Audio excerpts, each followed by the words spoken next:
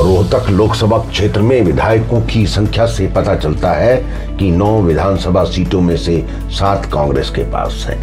बेशक से अरविंद शर्मा लोकसभा का चुनाव जीत गए हों, लेकिन दबदबा यहां अभी भी कांग्रेस का ही है। आइए एक नजर डालते हैं यहां के लोकसभा इतिहास पर। साल 1952 से 1957 तक पूर्व मुख्यमंत्री भूपेंद्र सिंह हुड्डा के पिता रणबीर सिंह हुड्डा कांग्रेस पार्टी से यहां सांसद रहे।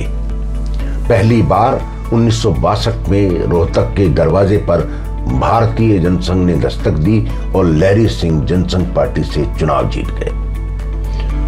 1967 में एक बार फिर कांग्रेस के चौधरी रणधीर सिंह ने चुनाव जीता। बाजी फिर पलटी। भारतीय जनसंघ के उम्मीदवार मुख्तियार सिंह मलिक 1971 में जनसंघ से रोहतक का चुनाव जीत गए। 1977 के चुनाव में जनता पार्टी बनी और प्रोफेसर शेर सिंह यहां से चुनाव जीते। 1980 तक आते आते जनता पार्टी के 2 टुकड़े हो गए। यहां से स्वामी इंद्रवेश जनता पार्टी सेकुलर से चुनाव जीते। 1984 में बाजी फिर पलटी और प्रोफेसर हरिद्वारी लाल ने रोहतक से अपनी विजय का डंका बजाया। हरिद्वारी लाल को 1987 में कांग्रेस पार्टी का टिकट नहीं मिला और वो लोकदल से चुनाव लड़े और विजयी रहे। 1989 में चौधरी देवीलाल ने जनता दल की टिकट पर चुनाव लड़ा और जीता। यही से थोड़ी सी तस्वीर रोहतक लोकसभा क्षेत्र की बदलनी शुरू हो गई। 1991, 96 और 1998 में लगातार भूपेंद्र सिंह हुड्डा ने चौधरी देवीलाल को हराया। देवीलाल एक बड़ा नाम था, उनकी पकड़ बहुत थी, लेकिन उनकी एक गलती ने यहाँ की राजनीति में भूपेंद्र सिंह हुड्डा की पकड़ का परचम मजबूत कर दिया। इसके बाद 1999 में इंडियन नेशनल लोकदल के इंद्र सिंह ने चुनाव जीता, लेकिन 2005 में हरियाणा की राजनीति की तस्वीर बदलती है। 2005 में हरियाणा के विधानसभा चुनाव में कांग्रेस की विजय होती है। भजनलाल और हुड्डा के बीच संघर्ष चलता है। इसमें जीत भूपेंद्र हुड्डा के हाथ लगती है। भूपेंद्र हुड्डा 5 मार्च 2005 को पहली बार हरियाणा के मुख्यमंत्री पद की शपथ लेते हैं, जिसके कारण रोहतक लोकसभा की सीट खाली हो जाती है। यहीं पर पहली बार उपचुनाव में भूपेंद्र सिंह हुड्डा के बेटे दीपेंद्र हुड्डा की राजनीति में एंट्री होती है।